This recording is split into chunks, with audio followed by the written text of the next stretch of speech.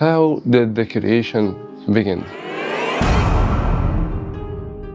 At one scientific conference, a neuroscientist named Leonor Ramachandran from the University of California, San Diego, told the story of a very strange patient. Half of his brain was atheist, while the other half was religious. For a long time, it was common among scientists to treat many cases of epilepsy by separating the right hemisphere of the brain from the left hemisphere. They did this by cutting the connection between the two halves, specifically a part called corpus callosum. For more than 40 years, the medical community performed this operation on many epilepsy patients. As harsh as it sounds, it significantly reduced seizure symptoms. Keep in mind that seizures happen randomly. It may strike at any moment. One patient was standing in a bakery when he suddenly had a seizure, resulting in severe burns to his body. Because seizures could happen at any time and were impossible to control, many patients were willing to undergo the operation and lose the connection between the two hemispheres. But if you think about it, cutting the connection between the two halves of your brain must be frightening. One half of the brain no longer knows what the other half is thinking. And who knows, maybe one side would eventually rebel against the other. After the surgery, some patients would take hours to make certain decisions. And the reason is the right hemispheres control the left side of the body, while the left hemisphere controls the right side of the body. Since there is no longer a bridge connecting the hemispheres, each side started acting independently. It was as if there were two people living in the same body, each half of the brain controlling its own side.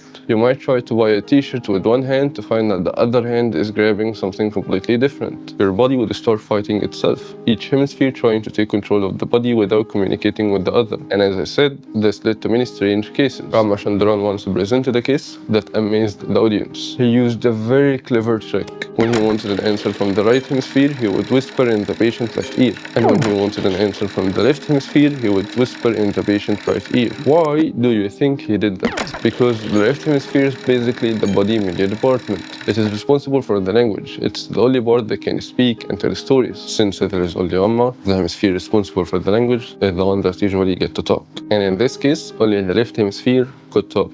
So how do we get answers from the right hemisphere? Through the left hand.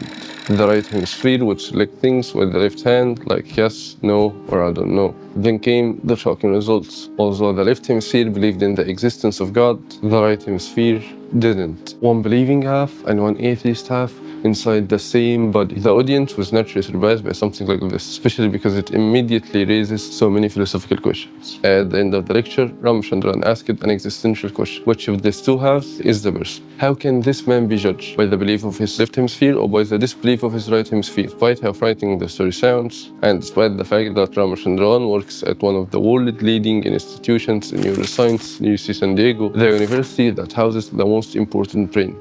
The brain of Henry Molaison, the most important patient in the study of memory. When the brain of Henry Molaison was being dissected, more than 400,000 people were watching over the internet. Sadly, as far as I could find, this specific story were never published in any scientific paper, making it difficult to verify it academically. However, this doesn't diminish the reality of the research carried out by Michael Gazzaniga, who spent 40 years studying split brain patients. If Ramachandran is a major scientist with a PhD from Columbia and a professorship at UC San Diego, then Gazzaniga is equally as impressive, as he published more than 600 papers in Google Scholar and has been cited more than 36,000 times. Citation means that other researchers use his work in their own studies. The man spent much of his career studying these patients, and his findings were astonishing. One of Gazzaniga's observations was showing images separately to each hemisphere. Imagine showing the patient right eye to send the information to his left hemisphere, a painting by the artist Arcamboldo, who creates portraits out of fruits, vegetables, and books. The patient left hemisphere will say,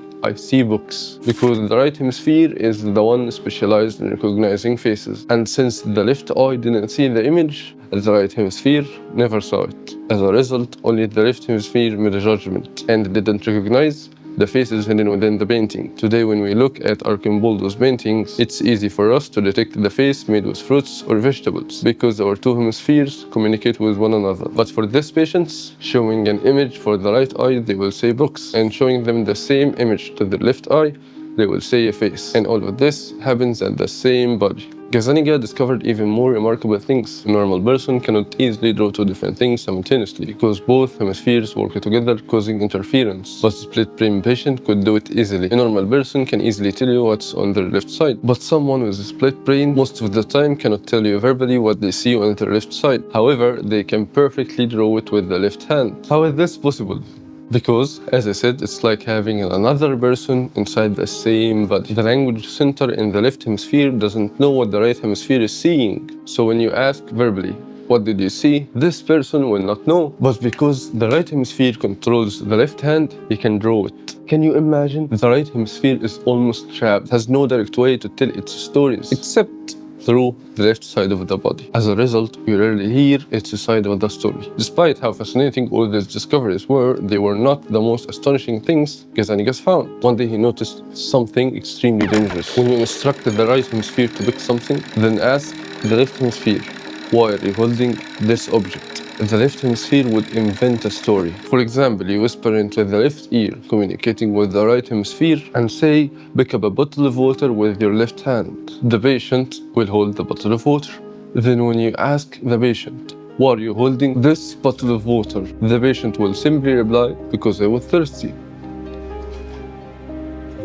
But we know that this is not the real reason. The researchers are the one who told him to pick it up. What seems to be happening that the left hemisphere is inventing an explanation for things happening in front of him, even when it had no role in causing them. If this sounds normal to you, then let me tell you, this is an incredibly important idea. It means that even when the left hemisphere had absolutely no authority over the action happening, it was still extremely skilled in explaining actions it never chose to perform. In other words, the action came first, then the explanation came second.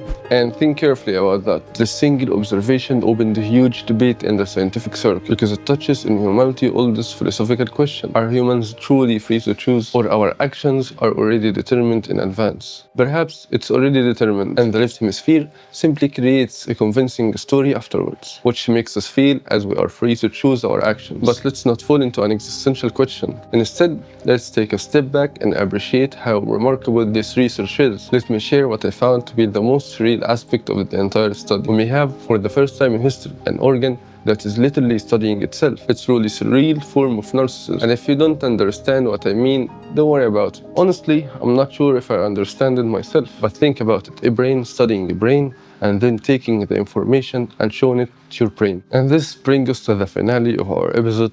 Join us again next week for a new episode, and subscribe if you're on YouTube.